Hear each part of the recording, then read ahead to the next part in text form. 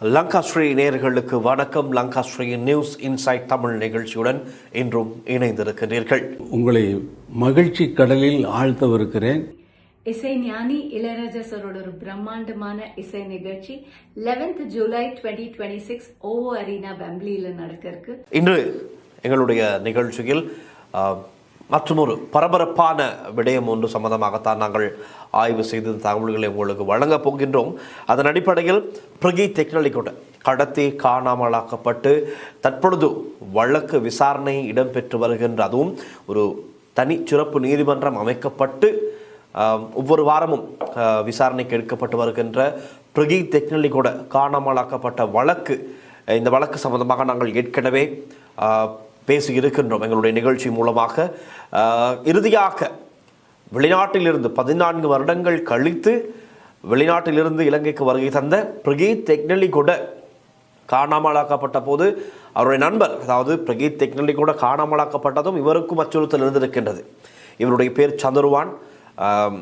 ஒரு பிரபலமான லங்கா நியூஸ் வெப்சைட்டினுடைய ஆசிரியர், செய்தி ஆசிரியராக பணிபுரிந்து வருகின்றார். இன்னமும் அவருடைய தான் அந்த லங்கா நியூஸ் என்ற வெப்சைட். ஆகவே இந்த செய்தி இணையம் இதில் தொடர்ந்தும் இந்த ராஜபக்சர்களுடைய ஊழல் மோசடிகள் சம்பந்தமாக பல்வேறுபட்ட செய்திகளை எக்ஸ்க்ளூசிவாக வழங்கி வருபவர்கள் தான் இவர்கள். அந்த காலத்திலே பிரகீத் டெக்னாலஜி இந்த லங்கா நியூஸ் இணையதளத்துக்கு தான் செய்தி எழுதி வந்தார். அவர் ஒரு கார்ட்டூனிஸ்டும் கூட. கேலி சித்திரங்கள் வரையும் ஒருவர், கார்ட்டூன் ரீதியாக அரசியல் விமர்சிப்பவர், ராஜபக்சர்களுக்கு எதிராக பேசியவர், அதாவது ராஜபக்சர்கள் செய்த ஊழல் மோசடிகள் சம்பந்தமாக இந்த கார்ட்டூன் சித்திரங்கள் மூலமாக வெளிப்படுத்திய ஒருவர். அதே போல நிறைய செய்தி கட்டுரைகள் மூலமாக வெளிப்படுத்தியவர் தான் இறுதியில் அவர் கடத்தி காணாமலாக்கப்பட்டார். அது சம்பந்தமாக நிறைய மர்மங்கள் இருக்கின்றது, நிறைய சாட்சிகள் கிடைக்கப்பட்டிருக்கின்றது. யார் இவரை கடத்தினார்கள், எந்த பகுதியில் வைத்து கடத்தினார்கள் என்பது குறித்து நாங்கள் இதற்கு முன்னதாக பேசியிருக்கின்றோம். ஆகவே பிரகீத் டெக்னாலஜி நண்பர், நல்ல நண்பர், நெருங்கிய நண்பர் சந்துருவான், அவர் நேற்றைக்கு முன்தினம் ஒரு ஊடக சந்திப்பின் போது மிக முக்கியமான ஒரு விடயத்தினை வெளிப்படுத்தி இருக்கின்றார். அதாவது சுரேஷ் சலேவுக்கு மேலே இன்னும் ஒருவர் இருந்திருக்கின்றார். இவர் கிழக்கு பகுதிகளில் நிறைய பிரச்சனைகளை உருவாக்கிய ஒரு நபர், அதாவது அரசியல் தேவைகளுக்காக இந்த பிரச்சனைகளை உருவாக்கிய ஒரு நபர் என்று இவர் குறிப்பிடுகின்றார். அதே போல இராணுவத்திலிருந்து ரகசிய கணக்கொன்றும் செயற்படுத்தப்பட்டு வந்திருக்கின்றது. அது சம்பந்தமாகவும் பல விடயங்களை வெளிப்படுத்துகிறோம். நாங்கள் முதலில் அந்த விடயத்தை சற்று கேட்டுவிட்டு விவரமாக பேசலாம். சுரேஷ் සලේට කලින් උඩින් ඉන්න තව එක්කෙනෙක්. ඔහු තමයි කපිල හෙන්දා විතරයි. ඔහු තමයි උපදේශක. ඔහු යටින්ම තමයි ඉන්නේ. ரைட். சுரேஷ் சலேவுக்கும் முன்னதாக அவருக்கு மேலே ஒருவர் இருந்திருக்கின்றார். அவருடைய பெயர் தான் கபில ஹிந்தா விதான என்பவர்.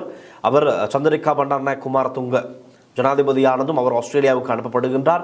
பிறகு ராஜபக்சக்கள் ஆட்சி அதிகாரத்தை கையில் எடுத்ததும் இவர் மீண்டும் இலங்கைக்கு அழைக்கப்படுகின்றார். பிறகு பாதுகாப்பு செயலாளராக கோட்டாபய ராஜபக்ச செயற்பட்ட போது அவருடைய ஆலோசகராக, அதாவது அந்த பாதுகாப்பு செயலாளர் கமிட்டியில் இவரும் இருந்திருப்பதாகத்தான் சொல்லப்படுகின்றது. நாங்கள் இது சம்பந்தமாக சற்று விவரமாக பார்க்கலாம். நியூஸ் ஆசிரியர் சந்துருவான் சேனாதீரா அண்மையில் வெளியிட்ட கருத்துக்களில் இலங்கையின் பாதுகாப்பு அமைப்பு, ரகசிய நிதிகள், ஊடகவியலாளர்கள் மீதான தாக்குதல்கள் மற்றும் பிரகீத் டெக்னாலஜி வழக்கு குறித்து பல கடுமையான குற்றச்சாட்டுகளை முன்வைத்திருக்கின்றார். முதலில் ஊடகவியலாளர்கள் மீதான தாக்குதல்கள் சம்பந்தமாக இவர் பேசும்போது சொன்ன விடயங்களை நான் உங்களுக்கு தெளிவுபடுத்துகின்றேன். சந்துருவான் சேனாதீரவின் கூற்றுப்படி கடந்த காலங்களில் ஊடக நிறுவனங்கள் தீக்கிரையாக்கப்பட்டன, பல ஊடகவியலாளர்கள் கடத்தப்பட்டனர், சிலர் காணாமலாக்கப்பட்டனர், சிலர் கொலை செய்யப்பட்டனர். இந்த சம்பவங்கள் வடக்கிலும் தெற்கிலும் நடைபெற்றதாக சந்துருவான் சேனாதீர அந்த ஊடகத்தின் போது தெரிவித்திருக்கின்றார். ஆனால் இவ்வாறான சம்பவங்களில் நீதிமன்றங்களில் குறிப்பிடத்தக்க முன்னேற்றம் கண்ட ஒரே வழக்கு பிரகீத் டெக்னாலஜி காணாமல் போன வழக்கே என்றும் அவர் குறிப்பிட்டிருக்கின்றார். உண்மையாகவே இன்று தனி நீதிமன்றம் அமைக்கப்பட்டு அதில் ஒவ்வொரு வாரமும் விசாரணைக்கு உட்படுத்தப்பட்டு வருகின்றது. ஆனால் இதற்கு பிரதான காரணம் பிரகீத் டெக்னாலஜி மனைவி சந்தியா டெக்னாலஜி அவருடைய அந்த தனி மனுஷியாக நின்று போராடி கொண்டிருக்கின்றார். இதுவரை அவர் காணாமல் ஆக்கப்பட்டு இதுவரை காலமும் தனியாக போராடி கொண்டிருக்கின்றார். அந்த போராட்டத்தின் காரணமாகத்தான் இந்த வழக்கு இன்றும் விசாரணைக்கு எடுக்கப்பட்டு விசாரணைகள் தீவிரமாக இடம்பெற்று வருகின்றது. ஆகவே சதுர்வான் சேனாதீரமும் அவருடைய மனைவி சம்பந்தமாக இந்த இடத்தில் நினைவுபடுத்தி இருக்கிறார். அந்த வழக்கு இவ்வளவு தூரம் முன்னேறியதற்கு காரணம் அவரது மனைவி சந்தியா இக்னலி கூட இடைவிடாது போராடியதே எனவும் சதுர்வான் அவர்கள் பாராட்டி இருக்கின்றார். ஆகவே இந்த ஊடக நிறுவனங்கள் தீக்கிரையாக்கப்பட்டது, தாக்குதலுக்கு உட்படுத்தப்பட்டது, அதே போல ஊடகவியலாளர்கள் கொலை செய்யப்பட்டது, கடத்தப்பட்டு காணாமலாக்கப்பட்டது, இவை எல்லாவற்றையும் செய்தது ஒரு குழுவா என்ற ஒரு கேள்வி இருக்கிறது. பொதுவாக பல ஆதாரங்கள் சாட்சியங்களும் இருக்கத்தான் செய்கின்றது. கிழக்கில் இருக்கின்ற ஒரு குழுவும் இதற்கு சம்பந்தம் என்று சொல்லப்படுகின்றது. அதுக்கு அண்மையிலே சொன்ன ஒரு சாட்சியாளர் தான் அசாத் மௌலானா ஈஸ்டர் தாக்குதல் சம்பந்தமாக வாக்குமூலம் வழங்கும் போது இந்த விடயங்களையும் குறிப்பிட்டிருக்கின்றார். அதாவது இதற்கு முன்பதாக ராஜபக்சர்களுடைய காலத்தில் நடந்த கொலை, கொள்ளை, ஊழல், மோசடிகள் சம்பந்தமாக, கடத்தல் குற்றச்சாட்டுகள் சம்பந்தமாக தன்னிடம் போதுமான அளவு ஆதாரங்கள் இருப்பதாக குறிப்பிட்டிருக்கின்றார். இந்த நேரத்திலும் அவர் இலங்கை வந்து அவருக்கு உயரிய பாதுகாப்பு வழங்குவார்கள் ஆகின் அவர் இலங்கைக்கு வந்து இவை அனைத்தையும் வெளிப்படுத்த தயாராக இருப்பதாகவும் சொல்லுகிறார். ஆகவே சற்று எல்லாமே ஒத்து போகின்றது. ஆகவே இந்த சம்பந்தமாக, அதாவது ஒரு குழுவா என்ற விடயத்திற்கான ஒரு பதிலையும் அவர் கொடுத்திருக்கின்றார். சதுர்வான் சேனாதீர இது சம்பந்தமாக குறிப்பிடும் போது ஊடக நிறுவனங்கள் மீதான தாக்குதல்கள், ஊடகவியலாளர்கள் கடத்தப்பட்ட சம்பவங்கள், காணாமல் ஆக்கப்பட்டவர்கள், கொலை செய்யப்பட்டவர்கள், இவை அனைத்திற்கும் பின்னால் ஒரே குழு இருந்திருக்கலாம் என்ற தகவல்கள் விசாரணைகளில் கிடைத்துள்ளதாக அவர் குறிப்பிட்டிருக்கின்றார்.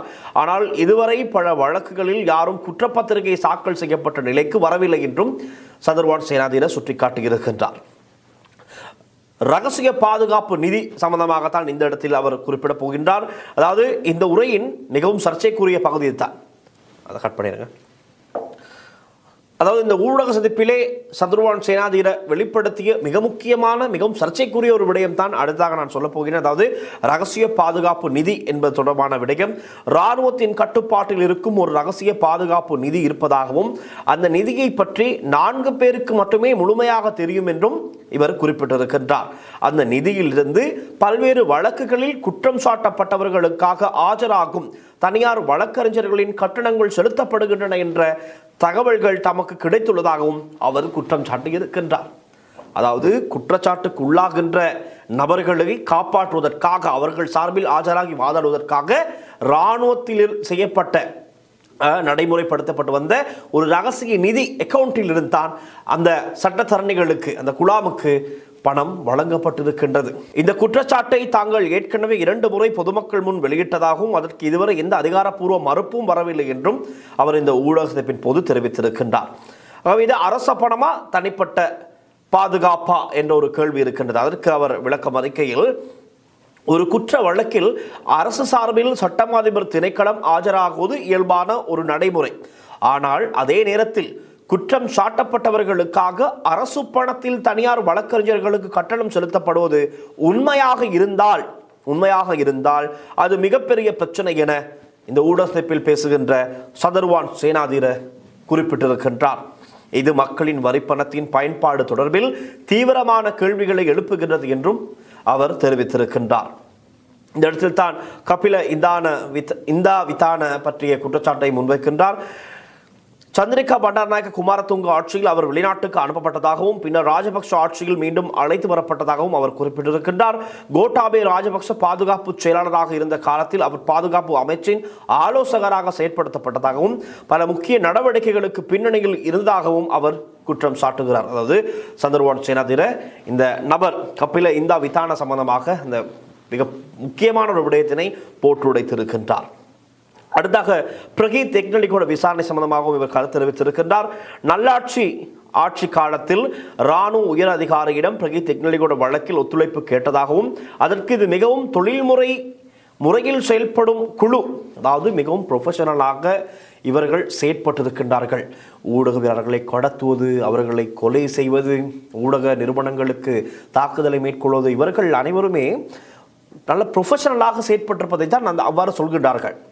இது மிகவும் முறையில் செயல்படும் ஒரு குழு, எந்த பதிவுகளையும் விட்டு செல்லாது என்ற பதில் கிடைத்ததாக அவர் குறிப்பிட்டிருக்கின்றார். அதாவது இவர்கள் ஏதாவது ஒரு குற்றச் செயலை செய்தால் அதற்கு எந்த ஒரு தடயத்தையும் அந்த இடத்திலே விட்டு செல்ல மாட்டார்கள் என்று அதன் போது இந்த விசாரணை அதிகாரிகள், உயர் அதிகாரிகள், பாதுகாப்பு பிரிவின் உயர் அதிகாரிகள் இவரிடம் தெரிவித்ததாகத்தான் இவர் இந்த ஊடக சந்திப்பிலே தெரிவிக்கின்றார். அவர்களுக்காக செலவிடப்படும் நிதி பற்றிய முழு தகவல்கள் இராணுவ தளபதிக்கே தெரியாது என்றும் அவர் இந்த ஊடக சந்திப்பின் போது குறிப்பிட்டிருக்கின்றார். இந்த இடத்தில் தான் பெராலல் ஸ்டேட், அதாவது இணை அரசு ஒன்று சம்பந்தமாகவும் இவர் மிக முக்கியமான பல விடயங்களை வெளிப்படுத்தி இருக்கின்றார். இந்த அமைப்பை, அதாவது இந்த நபர், ஒரு நபருடைய பெயர் சொன்னேனே, அவர் உட்பட இவ்வாறு ராஜபக்ஷக்களுடைய ஒரு அரசுக்கு தேவையான இந்த மாதிரியான குற்றச்சம்பவங்களை செய்வதற்காக பெராலல் ஸ்டேட் என்பதை போல ஒரு குழு தான் இயங்கி இருக்கின்றது.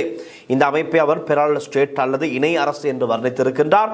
அதாவது வழக்கமான அரசியல் நிர்வாக அமைப்புக்கு வெளியே இயங்கும் மிக குறைந்தவர்களுக்கு மட்டுமே தெரிந்த ஒரு அதிகார அமைப்பு இருப்பதாக அவர் குறிப்பிட்டிருக்கின்றார். இப்படிப்பட்ட ரகசிய நிதிகள் அனைத்தும் தணிக்கைக்கு உட்படுத்தப்பட வேண்டும் என்றும், இல்லையெனில் அவை தவறான நோக்கங்களுக்கு பயன்படுத்தப்படும் அபாயம் உள்ளது என்றும் அவர் வலியுறுத்தி இருக்கின்றார். ஆகவே இந்த ஊடக சந்திப்பின் போது பேசி இந்த அனைத்து விடயங்களையும் வெளிப்படுத்தி இருக்கின்ற சந்தர்வான் சேனாதீர் அவர்கள், பிரகீத் டெக்னாலஜியோடைய நல்ல நண்பர், நெருங்கிய நண்பர், இறுதியாக பிரகீத் டெக்னாலஜியோட சந்தித்தது இவரைத்தான். இவர்கள் இரவு நேரம் ஒரு விருந்துபசாரத்தை ஏற்பாடு செய்திருக்கிறார்கள். தேர்தல் நிறைவடைந்த நாள் அன்றைய தினம் பிரகீத் டெக்னாலஜியோட ராஜகிரேவிலிருந்து இவருடைய அலுவலகத்துக்கு வருகை தந்திருக்கிறார். வருகை தரும்போது வெள்ளை வேன் வீட்டு வாசலில் இருந்திருப்பதை இவர் தொலைபேசி மூலமாக சந்தர்வானுக்கு தான் தெரிவிக்கின்றார். மச்சான், இப்படித்தான் வீட்டிற்கு வெளியே ஒரு வெள்ளை வேன் நிற்கின்றது, கொஞ்சம் சந்தேகமாக இருக்கிறது என்று. அப்பொழுது சந்தர்வான் குறிப்பிட்டிருக்கின்றார், பிரகீத் டெக்னாலஜியோடவுக்கு நீர் வர வேண்டாம், உள்ளேயே இரு, வீட்டுக்குள்ளே இரு என்று குறிப்பிட்டும் கூட பிரகீத் டெக்னாலஜி கூட குறிப்பிட்டிருக்கின்றார், இல்லை நான் ஏற்கனவே பாதி தூரம் வந்துவிட்டேன், இனி நான் வந்து விடுகிறேன் அலுவலகத்துக்கு என்று அவர் வந்திருக்கின்றார். அன்றைய தினம் இரவு முழுவதும், இரவு என்றால் மாலையிலிருந்தே அன்றைய நாள் முழுவதும் அவர்களுடைய வேலைகள் எல்லாம் செய்துவிட்டு இரவு விருந்துபசாரத்திற்காக தயாராகி கொண்டிருக்கின்றார்கள். அப்போது கூட பிரகீத் டெக்னாலஜி கூடவுக்கு ஒரு புதிய இலக்கங்களில் இருந்து அழைப்புகள் வந்திருக்கின்றது. இவரை சந்திக்க ஒருவர் வருகை தருவதாக சொல்லப்பட்டிருக்கின்றது. அப்படி சந்திக்க சென்றவரை பார்க்க சென்ற போதுதான் இவர் காணாமலாக்கப்பட்டிருக்கின்றார். இந்த அனைத்து விடயங்களும் சந்தர்வான் சேனாதீருக்கு நன்காகவே தெரியும். அவர் அருகிலிருந்து எல்லாத்தையும் பார்த்த ஒருவர். ஆகவே இவர்கள் அனைவரும் தேடி பார்த்திருக்கின்றார்கள், எந்த விதமான கதையும் இல்லை பிரகீத் டெக்னாலஜியோடவுக்கு என்ன நடந்தது என்று. ஆகவே அவருடைய நினைவு நாளை முன்னிட்டு ஏற்பாடு செய்திருந்த நாளில் தான் இந்த ஊடக சந்திப்பும் இடம்பெற்றிருக்கின்றது. அன்றைய தினம்தான் இவர் இந்த விடயத்தினை ஊடகங்கள் முன்னால் வெளிப்படுத்தி இருக்கின்றார். இப்படி பல கதைகள் இருக்கின்றது. ஆனால் இவற்றுக்கான ஆதாரங்கள் எங்கே? அவைத்தான் கேள்வியாக இருக்கின்றது. காரணம், எவ்வளவு தான் பல குற்றச்சாட்டுகள் இருந்தாலும் ஆதாரங்கள் அளிக்கப்பட்டிருக்கின்றது, அளிக்கப்பட்டதாகத்தான் சொல்லப்படுகின்றது. அத்தான் ஒரு இடத்தில் சொல்லப்படுகின்றது, எந்த விதமான தடயங்களையும் இவர்கள் விட்டு செல்ல மாட்டார்கள், அப்படி ஒரு குழு தான் இது. கிழக்கில் இருந்து இவர்களுக்கு நிறைய பேர் உதவி இருக்கின்றார்கள். பிரகீத் டெக்னாலஜி குழுவினுடைய வழக்கின் போது முதலாவதாக இந்த வழக்கு விசாரணைக்கு எடுத்தப்பட்ட போது கிழக்கில் இருந்த பல பேருடைய பெயர்கள் இந்த குற்றச்சாட்டுக்கு உட்பட்ட பெயர் பட்டியலில் இருக்கின்றது. ஆகவே இப்படி பல விடயங்கள் இருக்கின்றது. இது சம்பந்தமாக உங்களுடைய கருத்துக்களையும் கீழே கமெண்ட் செக்ஷனில் எழுதுங்கள். சற்று சுவையினம் காரணமாக தொடர்ந்தும் பேச சற்று கடினமாகவும் இருக்கிறது என்பதையும் கூறிக்கொண்டு மீண்டும் நாளைய நிகழ்ச்சியில் இன்னும் உத்வேகத்துடன் வந்து மற்றும் பல புதிய விடயங்களை உங்களோடு பகிர்ந்து கொள்ள நான் தயாராக இருக்கின்றேன். தொடர்ந்தும் லங்கா ஸ்ரீயுடன் இணைந்திருங்கள். ஒளிப்பதிவாளர் லிசியாருடன் நான் நில்சன் வின்சன். நன்றி, வணக்கம். உங்களை மகிழ்ச்சி கடலில் ஆழ்த்தவிருக்கிறேன். இசை ஞானி இளையராஜா சரோட ஒரு பிரம்மாண்டமான இசை நிகழ்ச்சி 11th ஜூலை 2026 ஓவோ அரீனா வெம்ப்லியில நடக்க இருக்கு.